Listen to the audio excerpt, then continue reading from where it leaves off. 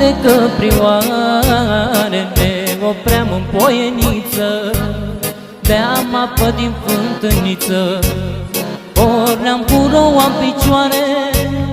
Pe urmele căprioarele opream în poieniță, beam apă din fântâniță, pușcă și gureaua lată.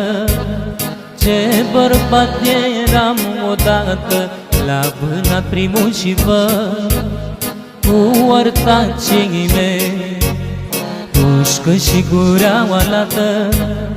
Ce bărbat eram odată, la vânat primul și văd cu ortacii mei.